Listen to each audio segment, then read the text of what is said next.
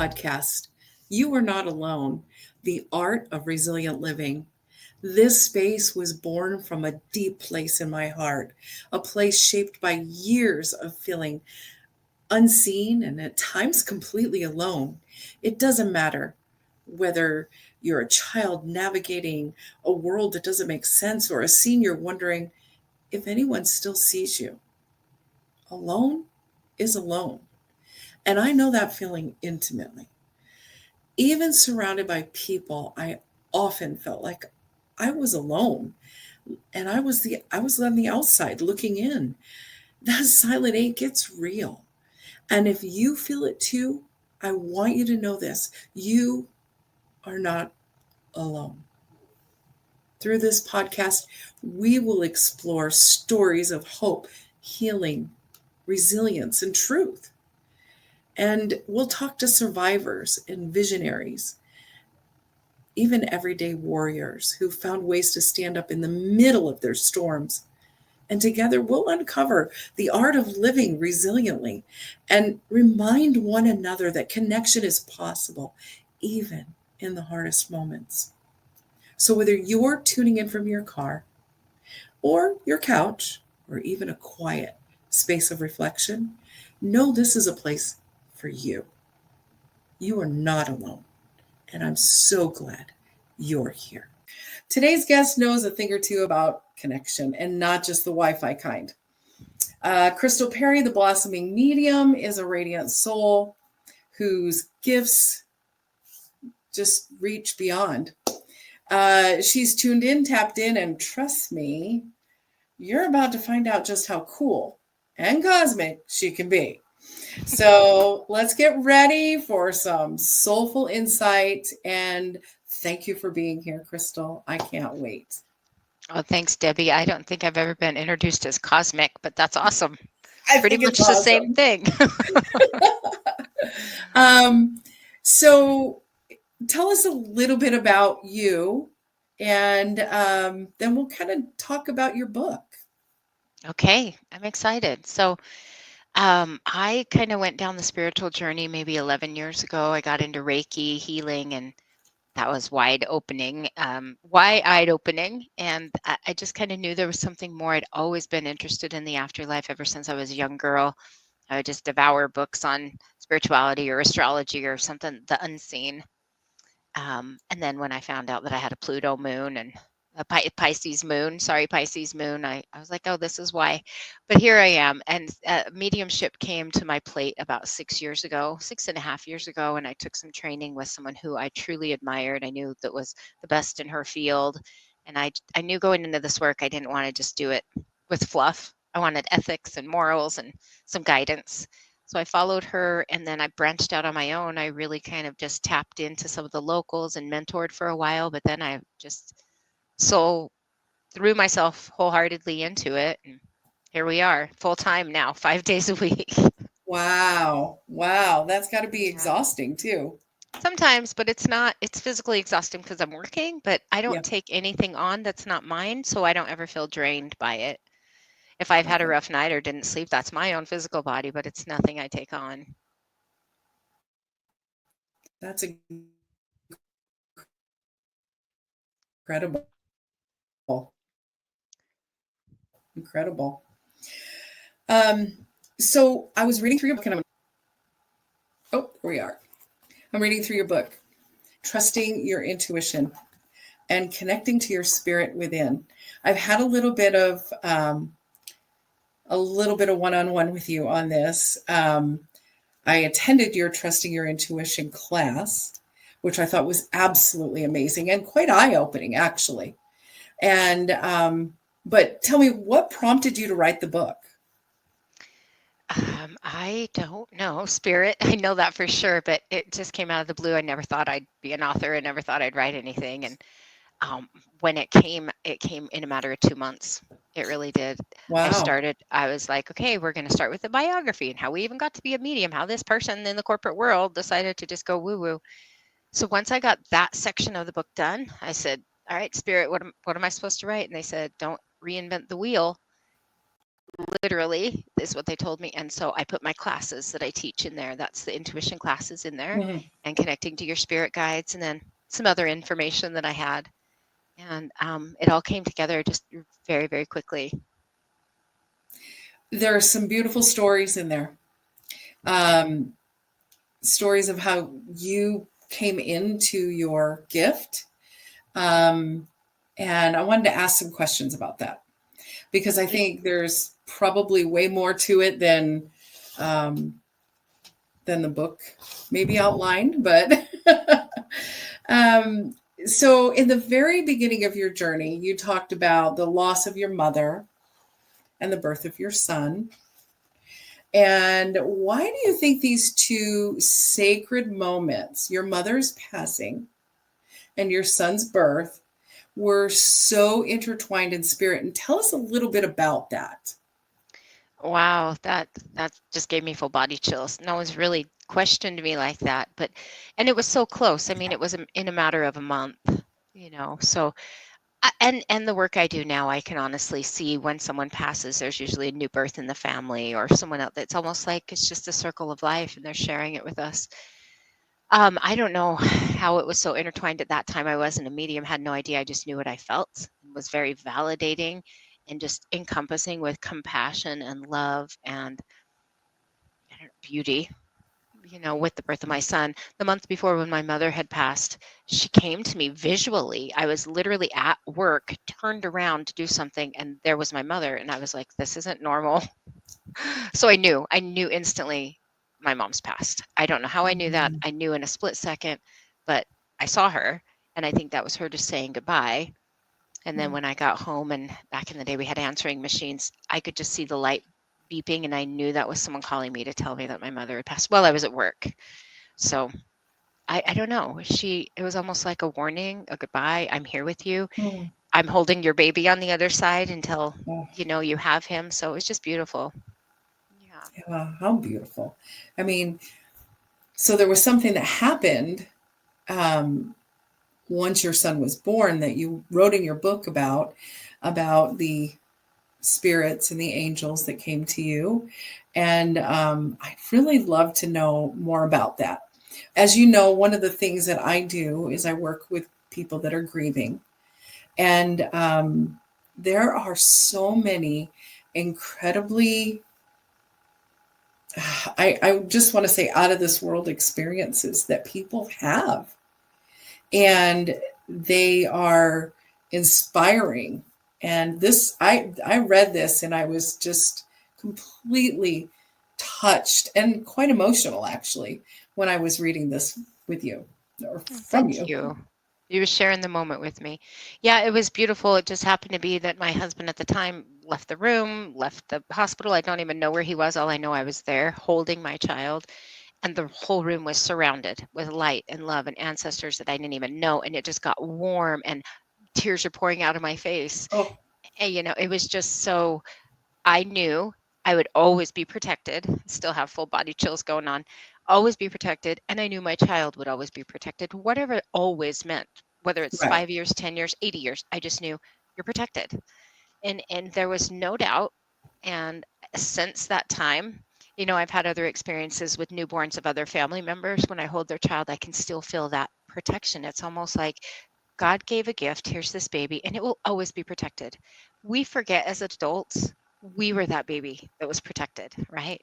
We grow Right. up and get in our attitude and get our jobs and get married and get divorced and have a life that we think we can somehow control, but we still have that beautiful protection that God Mm. shelters us truly. It had to just it had to just feel so overwhelmingly loving. That's what I got from it. So Yeah. thank you for sharing that story because um, the veil is so thin and so many people experience the most incredible things, and the timing, it was kind of reminiscent of a family member of mine whose father passed away, and about the same time on that same day their child was born. Wow. So the passing is just so real. It just was so touching. So thank you for sharing that.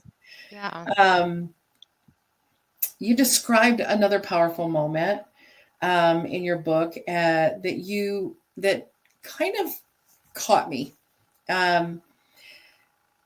In a segment in your book where you were talking about how you grew up. And you mentioned this one phrase, I grew up scanning my environment for safety and security. So trusting this was new. And what did it take for you to go from that fear to trusting? Every time I leaned into the trust, it was 100% accurate. So Mm-hmm. I just told myself, there's no fear. If I feel this and I work and I act on it, it's always worked out. So letting go of whatever I think, trusting this, and it became the stronger muscle, kind of like your dominant hand, it gets a little stronger. And so that just became my go-to, Wow. trusting that. That's incredible. As a person who's been through a lot of traumas in her life, that trust is not something that comes easy. And when I read that as you were scanning the rooms, I'm like, I feel that. I've felt that in my past. And learning to trust again is whether it's in spirit or whether it's in your intuition or whatever it is in your life that you're trusting. Not an easy task, but yes, you can build that muscle. I love that. There was a quote in your book that said, we're all spirits having a human experience. And that is something that I've heard many times. But I never really, I don't know, in your book, it came alive in a new way for me. When you leaned into your spiritual gifts, and you had an awakening. So that is something on this podcast I'm hoping to bring more of, is awakenings to people, whether it's in the form of your gift or it's in the form of another gift. But in that awakening, I was reading that and I'm like, that is so true. One of the things in my field in grief is when we finally understand that grief is not something that is ever going to end, and we're going to take it with us. So through that awakening, we have to shift. And I would imagine in your trusting this new gift and with your awakening to it, the shift to that lifestyle, which you said is now 5 days a week, that's a big shift in your life. Tell It me a is. little bit about that, how Yeah. that I think the transition. first thing with anyone is it's a belief system. And if you can change your belief of this is how it always was to now this is what I'm feeling, this is where I'm going with one thought, right? You can tell yourself a story and repeat it till your body believes the belief system. And then you're moving on to something else. Like when you're a kid, I don't like broccoli. I don't like broccoli. You get to be an adult, you taste it. You're like, I love broccoli. What was my deal? It's that quick. It can really happen that quick. But we get in I guess the progression of the human experience where everyone else is giving us insight and we've got our phones blowing up in social media. So we're getting bombarded with the external world. We're not going within. So it can be a belief system that can change on a dime. And then if you're trusting something that's consistent and you're seeing it, like I get in my car every day, I trust that the tires are good and the gas is full and I'm trusting, right? We just place trust in a lot of things that we kind of forget that we trust. And knowing that you're going to be safe in your car and knowing that you're going to Yeah. get to the store and get home, just continuing on that path and believing in yourself. There was a second part of that question that I lost because I got lost in the first It's part. okay. It's Yeah. okay. You want to repeat that again, or was that The enough? transition for you in this awakening, and shifting from, and I think in your book, I don't remember the exact area of the book it was in, but you had that moment where you felt like you were faking it until you make it kind of thing. Like you, as we all do, right? There's that transition to when you awaken that you just have to trust and do, whether you're ready or not, here it comes. Yeah. And tell me a little bit about that, because I know in your book there was quite a bit about that. Yeah, it got to be scary before I went like full time out of the closet. I mean, I'd done the Reiki and I could always do that part time and be at home and see people on the weekends and tell only a few people, right? But when I went down this role and it was overwhelming, this is where you're going, this is what you have to do. There was no stop signs of this will be a burden, don't do this. There was fear of what are my friends going to say? What's family going to say? But I would check in and that would be a logical thing in my brain, not in my body. So I was like, I'm going for it. Okay. I would continue to check in. How does my body feel and not my head and my thoughts and what my belief system was. So as I did this, and then when it just became so busy and my clientele was just getting busier and I couldn't just keep up in the evenings or on the weekends, I knew something had to shift. And deciding to quit my corporate job, which is the regular paycheck, your insurance, your Yeah. 401k, your social security, all the security that you're grown up with, that, hey, grow up, get a good job, XYZ. I had that.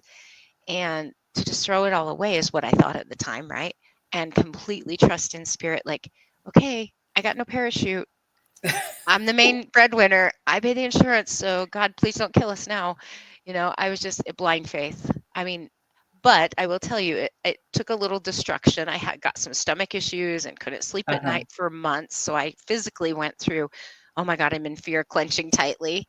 Yeah. But it got better and it kept getting better and it kept getting better to the point of, I was to the point of, there's no worry. I know, and I can see step by step, I'm taken care of. There's no worry. That is amazing. Daily. Now this is daily. I still have to say, but what if? And then I go, oh, there's no worry. And I have to let it go. That's just how we manifest things in our life, right? If we're wanting something good, we have to continually keep that thought in my head. And so if I have doubt, or let's say I have a client that gives me a poor review and I'm just freaking out. Was that a good session? I don't know. What did I do wrong? I go, okay, I'll leave it alone. I trust that the next one will be good. Because if I get obsessed about it, it changes everything. It It throws you for a does. tailspin. It absolutely does. But something I really love that I love about you is that you have this attitude, and I can see where the shift in your book happened, where trusting that attitude of I'm going for it. I'm just going to do it. And you took part in what was it called? Yin on Fire. And that was a huge experience for you. Tell me a little bit about that. Yeah. It's a festival, right? Yeah, massive amounts of people. I think there was 1,000 people when I was there for the 2 days or whatever. But I just thought I'm going to do readings. I'm just going to put myself out there and give readings back to back to back. Because in my mind, I'm like, you got to make up the money because you had a corporate job. Look what you're doing. Go make your money. Fear, fear, fear. Right. I was like, no, I'm just going to do it. And it just fine tuned everything for me. Information came faster. Clarity came faster. It was almost like I pressurized myself. Wow. And then I did the energy healing conference. Those were actually longer days. I mean, and those days physically I was tired because I was sitting all day talking to people, not getting up. But it was really like a pressure cooker. Like I purposefully, subconsciously put myself through the ringer and did 36 back-to-back readings to give these people information that was accurate, because tears are pouring out of their face and they're crying and I can't believe you got my mom, and things they hadn't heard in many years, right? So I knew, looking at people in these mini readings, it was working. And I would Mhm. just keep coming back to spirit. Okay, I'll keep doing the work if you keep having people show up. So I think it just helped me refine. I really do. Sounded like a marathon. It was. You were running the Some days psychic I still do marathon.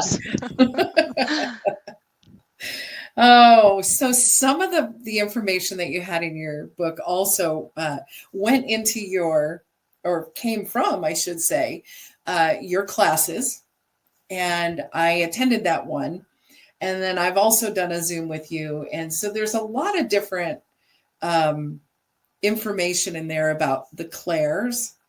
Um, I know that reading that, I felt like I knew I was attached or resonated with so many of them. It's not funny. But talk to us about the clairs and um, how that equates in your intuition. Well, first of all, your clairs are the first energy that you speak when you come to Earth. Babies don't come out of the womb talking English or Spanish or French or whatever. We pick up energy. And so that energy is in the environment of whatever we are in, right? It could be something we sense, something we see, something we hear. And that's where it kind of breaks down the clairs. So most people have heard of clairvoyance, where I can see through my mind's eye, or clairaudient, I'm hearing something, but no one else is hearing it. So there's just certain things through the body with the clairs, and the book will explain that, or you can look it up. But it's energy that we're picking up. And I wanted to add this: usually in a family that's, let's say, a little dysfunctional, or someone's always yelling, or someone's got a drug habit, or someone's an alcoholic, some sort of dysfunction, okay, which is a good 75% of the families out there. Right. Let's just be real. We grow up in a household like this. We're picking up our senses before we're even speaking, and we know subconsciously what to say, what not to say, when to walk into the room, when to not. We can be that little kid playing in our room with our toys, sitting with our Barbies on the bed, and know in the other room mom and dad are fighting, but it's the silent treatment, and just know I'm not supposed to go in there. And you're Yeah. 3 years old, right? So you pick up this energy all the way around. You're fine-tuning your skills. Now you go to school, and now you're picking up other people's moods, and teacher and kids, and then you get to be an adult, and you, by all these years, you fine-tuned your own natural energy that came from source, God. We've just put names on it, as in the clairs, so we can use our senses, our eyes, our hearing, our thoughts, our sensations. That's how we fine-tune it. Some people are stronger in one than the other. As you do mediumship or any kind of unseen world, the Akashic record readings or healing readings, stuff we don't really see, you're tuning into those clairs. So you're actually using, your clairsentience, your clairvoyance, your claircognizance. What do I just know to be true? And the more you're trusting these things, the stronger you're making that muscle. So the next time you go to use it, it's even stronger. So yeah, everyone should work on those because it's your first energy language. I totally got that the first time I heard that from you, because I work a lot, obviously, in the grief, but I also work with people that have been through trauma. I've been through trauma. And that is so true about, we kind of listen for cues, or using your energy and your clairsenses. Especially like if somebody's been in a domestic violence situation, I hear his footsteps. I can tell just from his footsteps what's about to take place. Just those senses that we all have. We all have. And that is the beautiful part about sharing this as you are. It brings awareness to people that, much like a person who's blind, their other senses become so strong. And if you're bringing awareness to this, we can also strengthen those and build those muscles as well. Yeah, we can heighten any of them. And there's different exercises for each one. Yeah. Truly. And we can really heighten that. But I love that you brought the domestic violence in, because normally they're in a codependent family of some sort that they've been raised in. Now we've attracted that, and just knowing by their footsteps, either they're drunk, they're noisy, they're looking for a fight, and you're just laying on your bed being still, holding your breath, right? Yeah. Been there. It's our only language, really, that comes from source. We put, wherever we land in the Americas, we speak a different language, but energy comes direct from source. So if we fine tune into that, we're always going to have the correct answer. Some people call it your intuition, your inner voice. Some people call it the Holy Ghost, right? We can call it whatever we want, but it's a knowing inside that I'm getting a download. This is my information I'm supposed to act on. Yeah, it's amazing. And I thank you for being the teacher of that. It's not something that you hear often. No, and if we only taught our kids at 5 or 6 or 7, what do you sense? What are you seeing? What do you feel? And as they get to be adults, everyone would be so much more in tune with everyone else. Yes, I agree wholeheartedly. And again, our audience here is listening, hopefully today, because they want to find out ways that they're not alone, but yet you haven't been alone. You've never been alone. You've got all these tools and all these things and all these connections to your higher self every day, all the time, tapping into them is just something we've never really spent time on. So many people. Now, there are other people that have spent a lot of time on that. But thank you for bringing that out because, again, I've sat in my therapist office, and we talk about this, but we don't talk about why. Where's it coming from? So this is great. All right. So let's talk about your nudges. I was loving your nudges. I call them downloads or prompts, but I love your nudges. So tell me a little bit. You had like 4-5 nudges in there that was pretty interesting. So, but one that stood out was the decision you went through to leave your corporate job, the comfort of your corporate job, and the nudge that led to that. So tell me a little bit about that. There was probably so many. I logically, I can give you an answer. I think it was, I was just deciding if I wanted to reassign myself for another year or two in this one particular job I was in, or this was my break. And because I had so much clientele, I mean, I was part-time, but they were 2 weeks out. I Oh, thought, I'm publicly out there enough. People now know my name and they're sharing and it's getting bigger. If I'm ever going to do this, I don't want to check it out. I need to do it now. And so that was a big nudge. But then just everything fell into alignment the minute I quit my job and gave my 2 weeks, right? My calendar was full. And from that moment on, from February, I think it was 2023 or 4, now I don't even remember. I have had 5 clients a day, 5 days a week, whether it's Reiki or mediumship, whether it's a full hour or half an hour, doesn't matter, but I've had sessions every day and it hasn't stopped. And right now, if someone books, I know it's mid-April. yeah. It's the end of May they can get in. So it's 6 Wow. weeks. So that just reminds me every day when I'm stressed out and is this going to work? I'm like, look at my calendar. People are interested. You have something that they want. Let's share. Yeah. That's what keeps me going. So the nudge, there was just so many pushes. I don't even know, with that one. But I don't even know. I don't remember what I put in my book, but I know I was just thinking it's a do or die. It's a situation. Take a chance right now or you're not going to do it. I love it. I love it. So, leaping blindly, just jumping in is not something that a lot of people are comfortable with. And so kudos to you for actually taking that step. And we listen to these podcasts and different things because frankly, we're looking for the courage to do that. And we're hoping that somebody else's story is going to be that one that resonates with us at the moment and allows us the courage to go forward. And so, that's the whole other purpose for this podcast is to give a voice to stories so that people understand that they're not alone.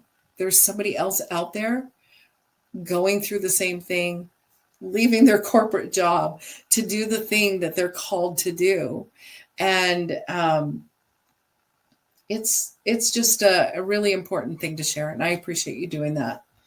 Well, it's a vulnerable state to be in because especially really like I said, you're holding the insurance, you're paying the bills, and you got a mortgage. And if this fails, what I kept telling myself is, you could still go get another job. You're going to be okay.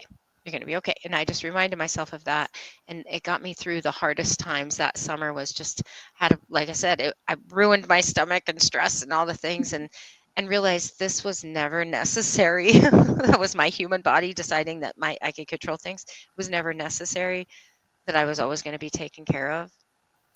Yeah. Learning to listen to your higher self saying you are taken care of, you are safe. That is a journey in itself. And once you arrive there, it makes a huge difference in all the things that you do going forward. So it's a powerful thing. I agree with that. Yeah. So there was, when you did the Yin on Fire, there was this one moment that I was reading in your book and it kind of cracked me up and I had to share it with you again, where you just we're like, okay, I'm going to do this marathon thing. I'm thinking to myself, did you ever say, okay, spirit, you know, bring it? And then there was a point in your book also where you said, okay, spirit, I'm going to need electrolytes and divine guidance to survive this. And I thought, yeah, I almost think that anybody going on a spiritual journey of their own kind of should ask the same question. Yeah. Support me. And I was Support me, really please. dependent. I was dependent on, you're going to provide this because you opened this door and you've pushed me through it. So Yeah. here we go. Trust. Yeah, it was a trust fall. Yeah, literally a trust fall. But there was just too many synchronicities lining up to that. I think in my book, I talk about one of the nudges of moving down to southern Utah and just how it all fell into alignment. And then my husband job, hating that job and getting a new job. And it was just like all perfect timing and it all worked out for him. And just, I just am in the back of my mind, I was like, everything has worked out. So what are you stressing about? Yeah. That's the one thing that I've had to learn that I know many of the people that are watching this probably haven't come to yet. And it's listening to those nudges. I sit in my groups with people all the time and they'll say, they'll almost be telling me that they don't trust themselves, but they found a feather or they found a dime. And suddenly they're being guided and they're trusting that, but trusting in themselves is a completely different experience for them. Yeah. And that's why they're typically in my groups too. But so being open to all of it is the first, in my opinion, the first step on this journey of any type, your journey or any others. So, okay. Well, I wanted to just ask one or two more questions, and I think I know you have a full calendar, so just a second. I wrote down a couple of things I wanted to ask you about the clairs, going back to them. Which one of those do you feel most powerful in your life, in your clairs? Before I really got in tune with them, it was always claircognizance, always a knowing, always. Uh-huh. I was a young girl, would go to school and just know in my head, my teacher's not going to be here today. Oh, my best friend's not going to be here today. And I would show up and clear as day that they're not here, they're sick or they're gone. So it was always a knowing. As I got into this work and the more you practice, like we said, there's certain practices for each one, the stronger the clairsentient got, where I feel things along with knowing. I'm working still on clairvoyance. When someone steps in from when I'm doing mediumship work and they step into my spirit field, I can see how they're dressed in my mind's eye. I can see that, but it's not like I'm constantly looking at them. It's kind of I don't know, kind of a background noise for your eyes. Oh. That kind of goes away, but the other ones are still strong. So I know that's coming in. And then clairaudience is hearing maybe their voice or what they're saying. And that one's gotten stronger for me as well. I think it's just because the work I do. But Of course. Most people have one very strong one and one that's very close, like the secondary one. I mean, we call it mother's intuition. I got to check on my kids and it's a knowing I got to act right now. Or the eyes in the back of your head. Yeah. Some people get I need to call my mom. And then you have to run to the phone and call your mom. Like you just hear that or sense that, or sometimes people hear it. So everybody has it. It just is were you raised? How did you fine tune those skills as a child? Did you continue to listen as you got older? This is what I find. Usually about 5 or 6, we kind of lose it after we go to school. And it's only because everyone else is telling us what to do, right? Right. Then when we get out of school, let's say 18, we're finally out of high school. And everyone's like, what are you going to do when you grow up? Well, you've been numb for all these years. You haven't been tuning in. What do I want to do? What do I want to do? I'm going to school and I'm telling my dad I want to be a teacher or doctor or dentist. And so I start telling everyone else that. I guess that's what I want to do. But then people come to me like in their early 20s, like, I really don't know what I want to do. So we'll tap into kind of their greatest skill set And then usually about before 30, we check in one more time with, am I listening to my intuition? Did I get married to the wrong person and then get divorced? They've gone through a couple little bumps, but they're refining. And I find that as we get older, we Yeah. can bring those back if we're refining it. But it just takes some time. I mean, it never goes away. It's your Right. intuition. It's your inner voice. You've Hmm. just damped it down and put a whole bunch of blankets on it. That's it. Right? For sure. Yep. Filed things away and yeah. Um,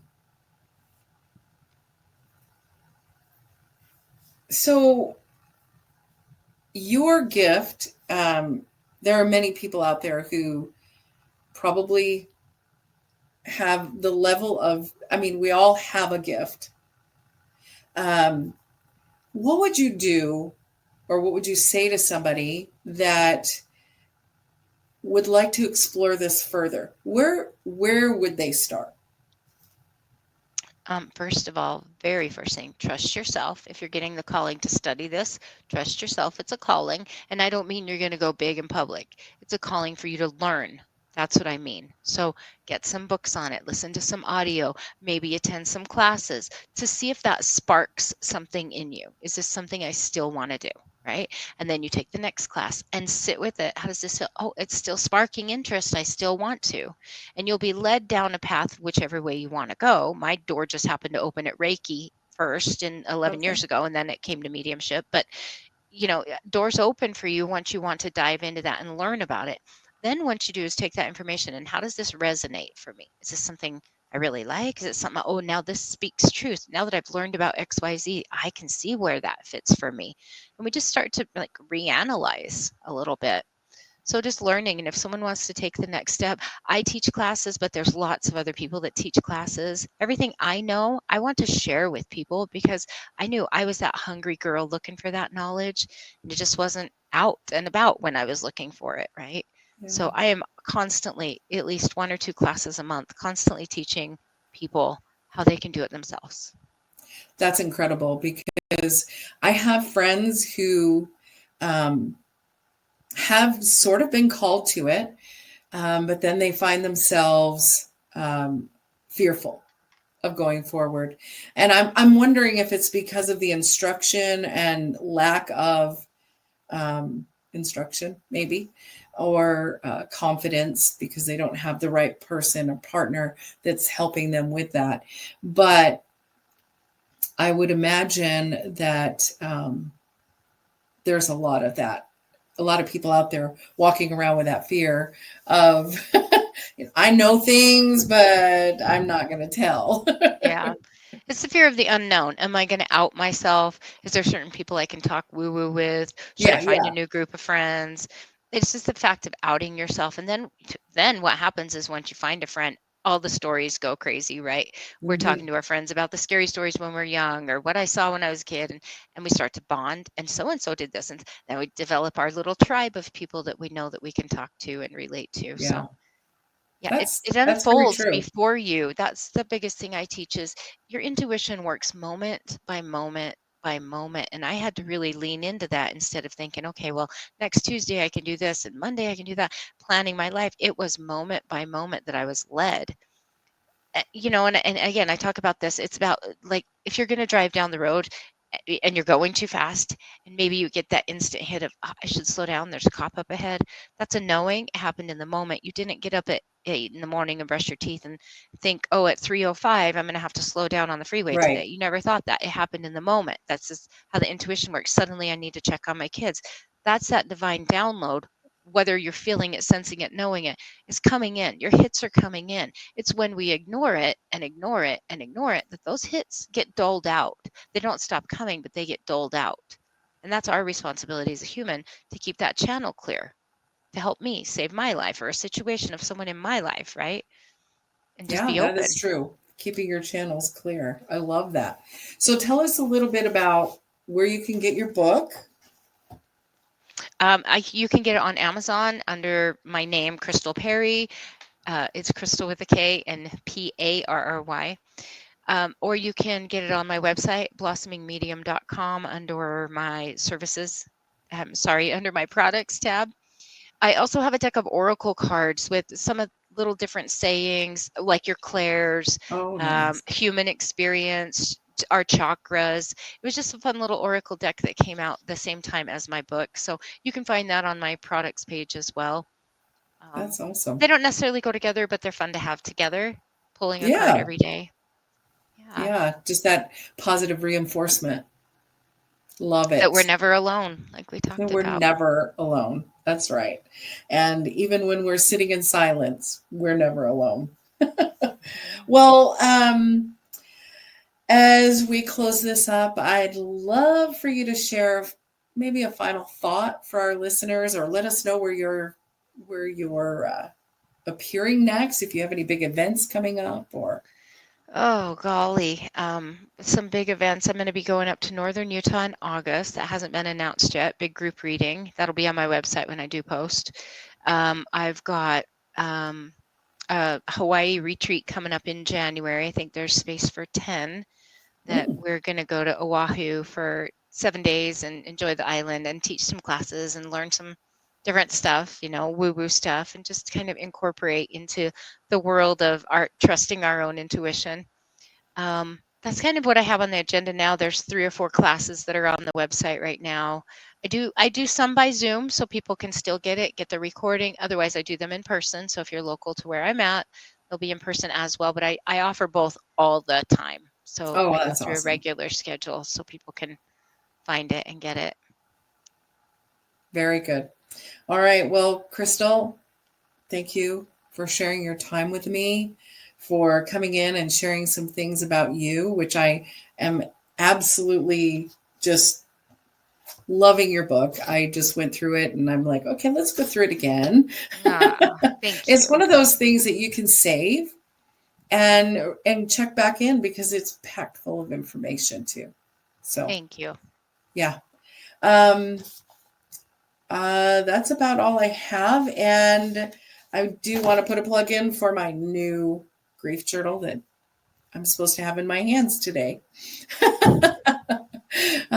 It's called Beyond the Whispers, and it's the soulful approach to grief journaling, a little bit more in depth than the Whispers of Healing and Hope that I did originally, and takes you on a little bit of a journey. We threw in some little meditation prompts for you in the back and some affirmations. So it's just an all-encompassing book, taking the next step. We never, ever stop journeying with grief. So it's one of those things. I'm a avid journaler every morning in my journal. So I wanted to share that with everybody. It's a great book. Can't wait to get one. Full of prompts, so those people that are sitting there going, I don't journal, this is one of those things you can do. So anyway, thank you so much for joining me and Thank you for having me. Our flagship episode. And I just appreciate you so much. And I'm so grateful for you. Thank you so much. So grateful for you as well. So thanks so much. You're welcome. Have a great day. You too. You are